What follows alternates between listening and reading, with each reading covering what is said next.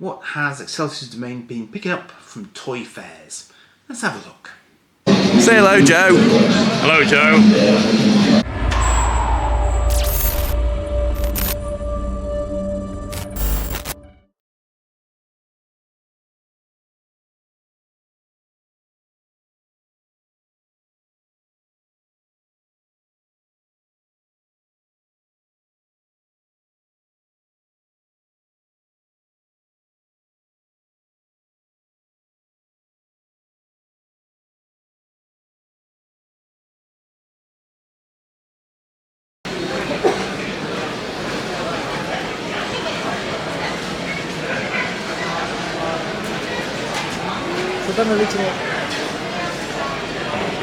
That's right.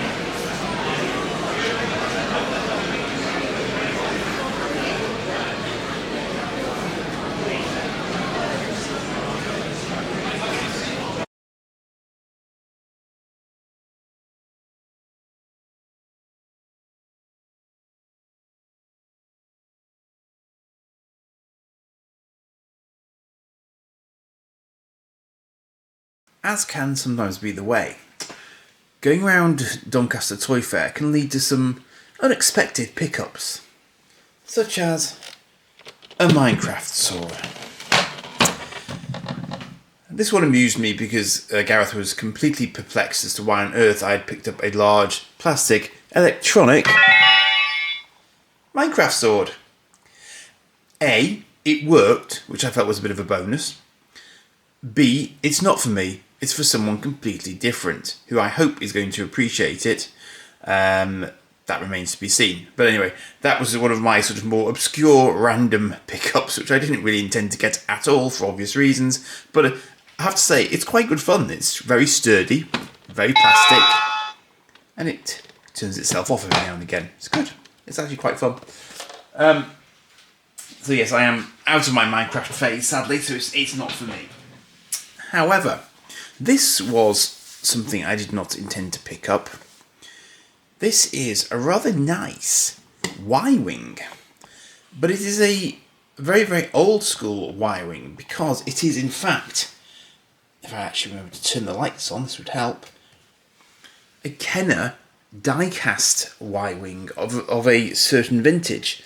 Now I haven't actually examined this closely at all, so I don't know exactly when this was made, but this was something I never had as a child. I never had a Kenner Y-wing. Now, this does have its turret, which I'm told is a good thing, obviously. It has a little button here which would depress and release a bomb had it got the bomb attached to the underside of it, which it does not, unfortunately.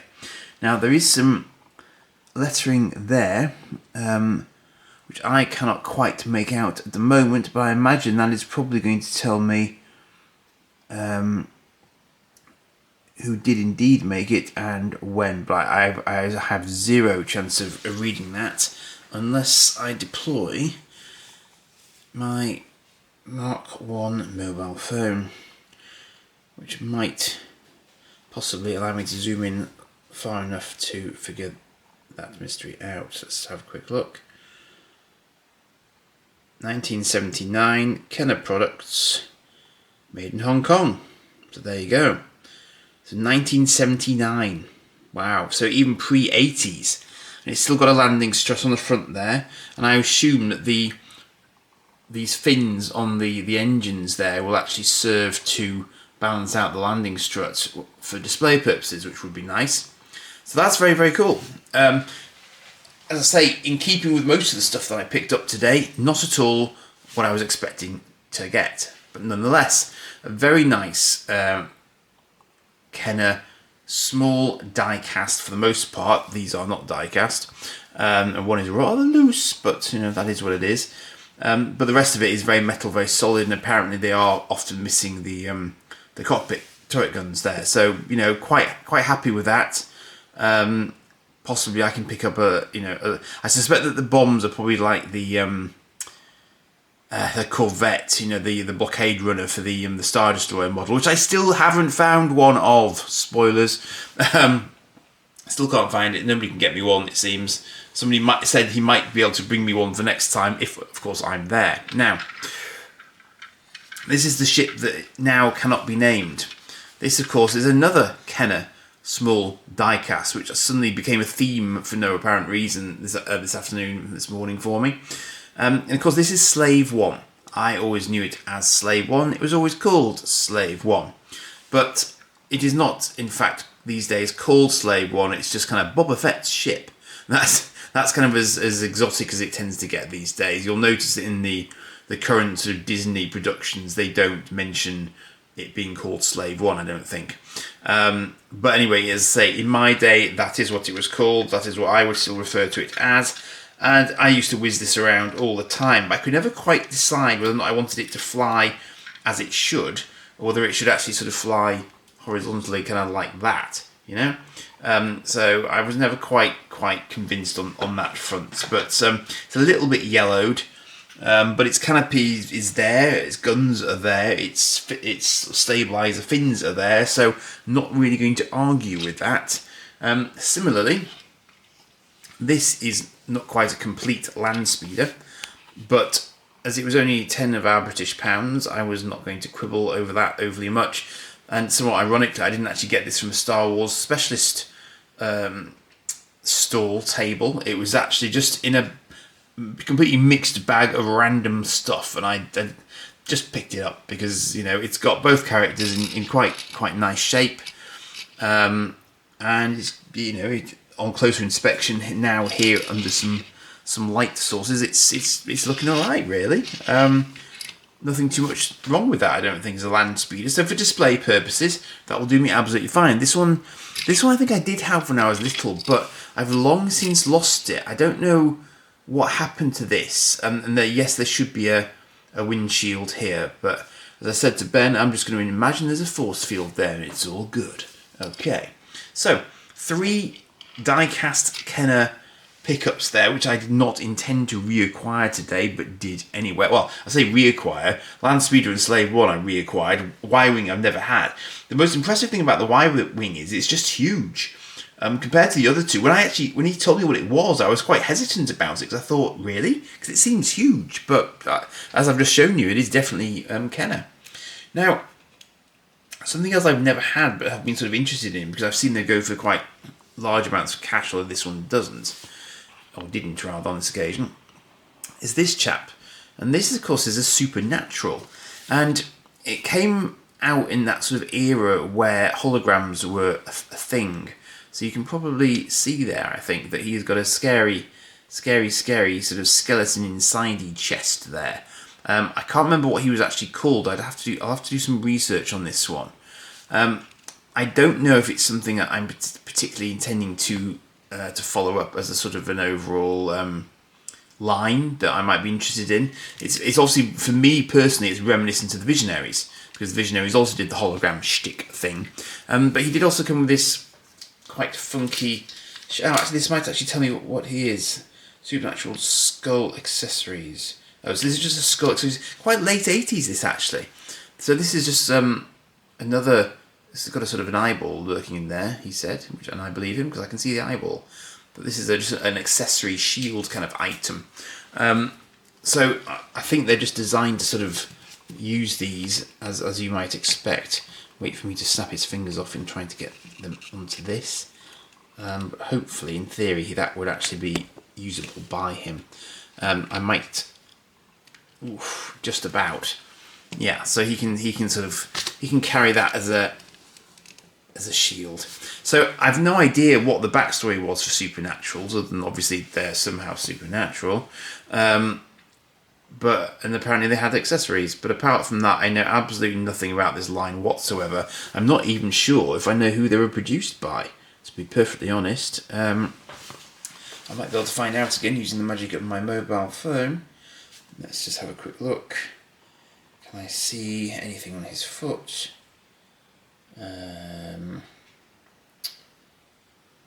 No, even with my phone going,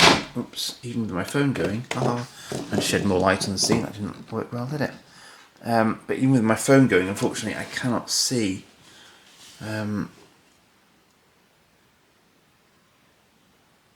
enough to tell you who it's actually produced by.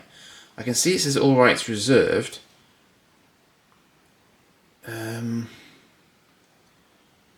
I just don't want to guess because I could well get it wrong, so I don't want to guess. So I won't. There you go. So yes, I have one of those in my possession now, which I've never had before. So that's one of my things I was trying to go for on this particular day, was just to sort of pick up stuff I've not had before, and obviously the Y-Wing kind of fell into that as well.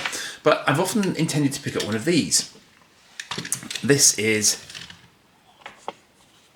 a black Hornet car, and that you often see them around in variously sort of battered states. The green Hornet was, I think he was a sort of contemporary of Batman. I'm not sure if they ever actually crossed over in the sort of 60s, kind of 70s era. But he did have his car made, and this was a Corgi Green Hornet Black Beauty. Did I just call him the Black Hornet? He's the Green Hornet, but this is the Black Beauty car. So I think this does have some sort of functionality to it. I'm not quite sure what. It might be that the wheels come up and down or something. Oh, there's okay, there you go. So we had it's got an opening boot actually. Presumably there used to be something in there that did something, but I've no idea what. Okay, so what does that one do then? Does that do something as well? There's another one I'm manipulating there, but I'm not sure that is doing anything on this particular version of it. I suspect it probably once did. I'm just wondering what it might have done, because the bonnet seems sealed. But it may well have done something, perhaps like releasing a disc or firing something. Answers on a postcard on that one. But as I say, I knew of it, and I've never had it in the hand, and this one seemed to be like a sort of quite a reasonable example of it. So I just thought I would pick that up. It would be rude not to. I think the chap seems to be quite grateful that somebody had eventually bought it. Looks like I might be missing some glass actually. I say glass, plastic. There's some green plastic there. But there's no green plastic on this side. I missed that when I was picking it up. But I'll display it like that, possibly, or just straight on. It'll be fine. So yeah, actually, it looks to me like that looks like a missile launcher to me. So I reckon there would have been a missile that goes in the front there. That is probably what that other lever would have launched out. But obviously, I don't have the missile in there to demonstrate that. So. Yeah, yes, I'm right. Look, so there's actually something there that flicks up as well. So that would have flicked up, I think, and probably sort of hidden that launcher until it was ready to fire, and then that opens it up. Yeah, that's what that was. Okay, problem solved. Off you go, Green Hornet. Marvellous. What else did I get? Well, I got some of these to add to my random Star Wars figures collection, of a vintage nature, of course. To be honest, I haven't actually figured out who these guys are yet. I know that he's from Bespin. I think he was Lando Calrissian's right-hand guy. That is obviously a Tusken Raider of the old school variety. And yes, they are not the best condition. But no, I don't care, particularly because they get displayed at a random height in a random place. So it doesn't actually matter to me overly much exactly how good they look. And this... what? Now, he wasn't headless when I picked him up, so I'm guessing his head has disappeared into a bag somewhere, so I'm going to have to look into that. In fact, I seem to remember he was really incredibly well wrapped up. And yet he still seems to have somehow managed to lose his head in transit. So that's slightly disappointing, and I may have to try and reattach it. Yeah, that's irritating, but anyway, there you go. I think he was a bounty hunter.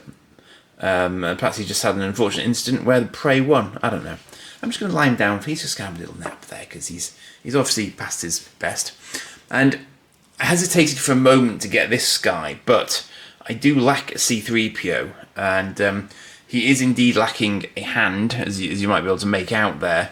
But again, it's one of the ones where I thought I've yet to see one to pick up again to get a sort of a better version of him. So for the time being, he'll do as a sort of a stopgap filler in, because these guys weren't massively expensive between them for very obvious reasons, and they'll do for now.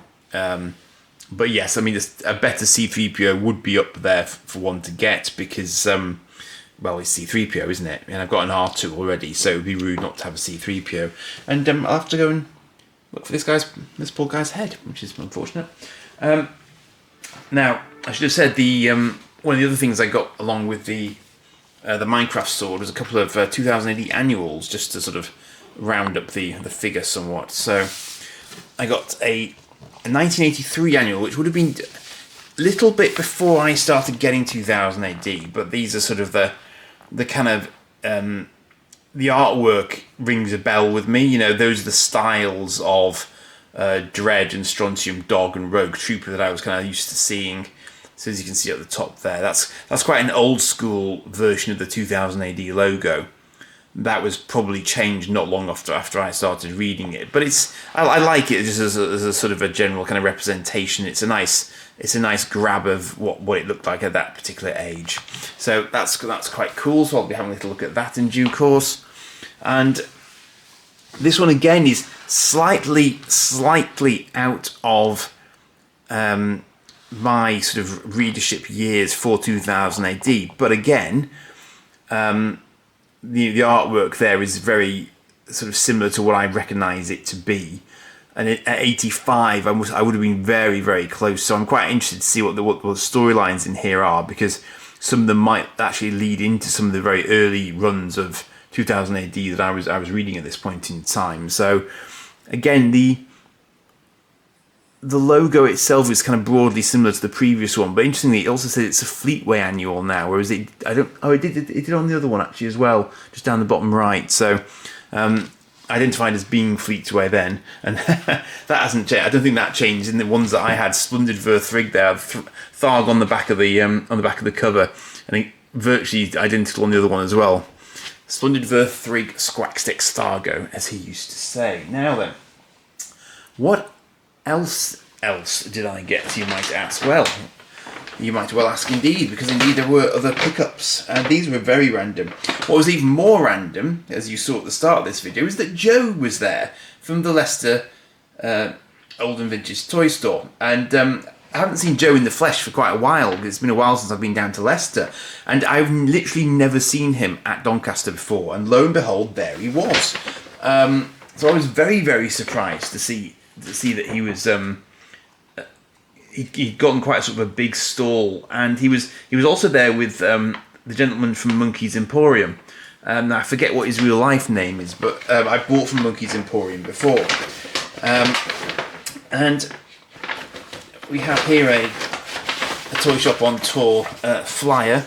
I'm sure most of you are already very familiar with this series, and indeed Phil, who was going round with me, had a very similar experience to me, and he really got into his sort of toy recognition era, if you like, because he realised that from Toy Shop on Tour that these toy stores actually existed, like Cosmic Toys in Dewsbury, not Leeds, haha. He realised that these were things that were a thing, and he could go and have a look at them, basically. And so he was shaking a slightly bemused Joe's hand. But in Joe's collection of stuff, I think it was Joe's collection of stuff, we had this chap. Now, I have never ever owned this guy, and he was going for the proverbial song because he's not complete. This is Hacker, and Hacker is one of the foes from the Centurions cartoon, but I've never ever had his toy. And you'll notice that he's lacking a couple of things, at least, I think. So he should have a helmet, because like the Centurions, he did pack a helmet, and he also had a sort of, I think he had a sort of melee weapon and an energy weapon on his little sort of stubby arm thing here. So there are attachments here for weapon systems, and slightly fewer than the Centurions had. But he also splits in two. I know I'm going to immediately regret this, but basically the idea was that this element of him splits, and then you can reattach him, and you could also put half of a strafer drone onto him if you wanted to as well. So the bad guys were different in that they're so cybernetically enhanced that they can merge with other cyborg elements and link up to get different sort of power applications off the back of that. So very pleased, very happy to sort of spot him just loose floating around in a display. And I thought, yeah, at the price he was offered me, it would have been absolutely outrageously rude not to pick him up, and so I did. Now, when I then moved a bit further down that particular table, that sort of enclosure, I then saw this chap. And this was the last thing I thought I would be coming away with. And I gulped a little bit when I saw the original price. But not many of you might be able to tell me who this chap is. Because he is from quite an obscure line that did have a relatively equally obscure cartoon associated with it. And I couldn't actually remember his name until the label was looked at. This chap is called Monstar. See what they did there? Monstar. He is from the Silverhawks cartoon. And again, I have never owned a Silverhawks toy until this moment in time. He's got quite an impressive little face sculpt going on. He looks quite angry with life. Which is appropriate because he is a villain after all, and he's a bit of a monster. No idea what his background was in the show, but these guys were basically very, very, very, very similar to Thundercats, to the extent that if I turn him around, you might notice that he's got the same sort of activation key hole in his back that the Thundercats had to light their eyes up. I would imagine that if I plugged one of those into his back, a similar effect could be achieved, but I don't actually have one.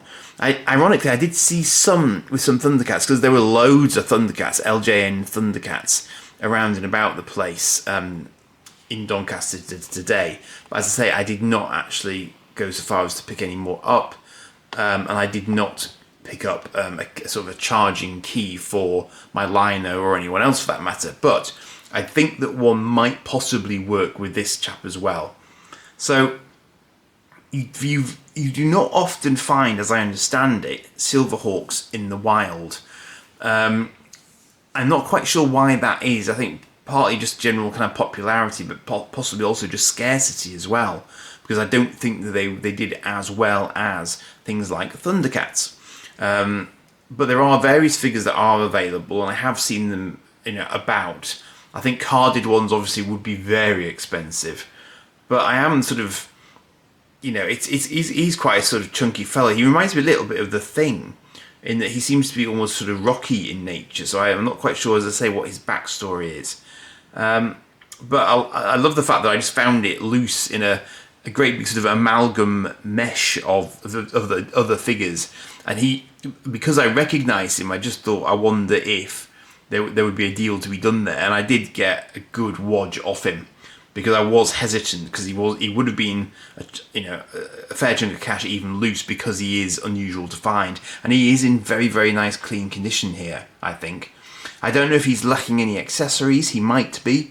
I honestly don't know at this point, but he could be. But nonetheless, I was sort of happy enough just to pick him up as a sort of a random but sort of unintended pickup. I will just very briefly mention these two other pickups, which were going again for a bit of a song really. Now these are rather large, so again you might not be able to see all of these at the end of the day, but I haven't delved into these to see exactly what I've got. But as you can see, this is another Robotics set.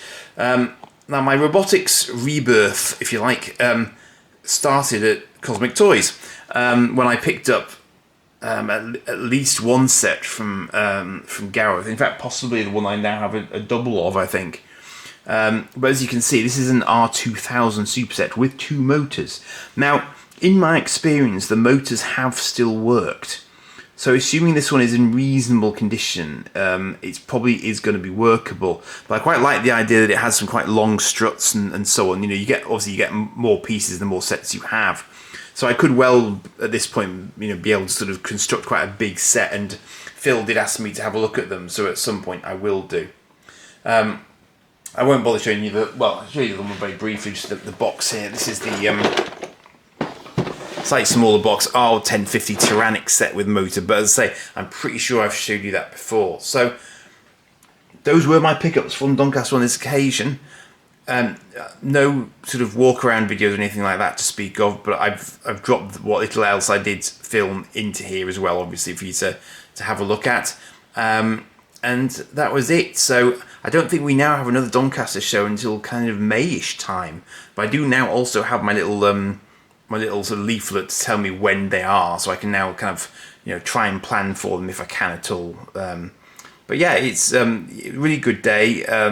Went round with Ben and Phil, and that was really nice actually, just to actually sort of go round with somebody on this occasion, as I'd given them a lift there. So basically they had to stick with me, because if they lost me they wouldn't get a lift home. So anyway, yeah, so it was good though, it was good, and I spotted a couple of things for them as well, which was gratifying, which I knew that they were sort of half looking for. So all in all, I think we all had quite a successful day, and it was Ben's first time going as well. So even when the public came in, we got early bird for a little while, just to go in when it was a bit quieter, so that Ben could sort of get his footing. And even when the public came in, it wasn't actually ridiculously busy this time, I guess because we were further away from Christmas. So, it worked really well today. I think everyone just had a really sort of nice, relaxed time. And for me, not filming, I have to say it was enjoyable not filming, because trying to capture the essence of it at speed is very, very difficult, because it is so big. And it was just nice to be able to just quietly kind of look at stuff and chat with the guys and just kind of see what was there. So sometimes it's nice just to have a little break away from these things. But as you can see, I was not shirking my duties. I have done my pickup video in very good time, I think, and I hope these have been of interest to you to have a look at. I mean, it was an unusually Star Warsy pickup day for me, really, when all was said and done, between my figures and my my Kenners. But I also did, as you've seen now, branch out into Centurions and Silverhawks unexpectedly. So all good stuff. So I'll leave you there. Do like and subscribe as ever, and I'll see you for the next one. Cheers for now.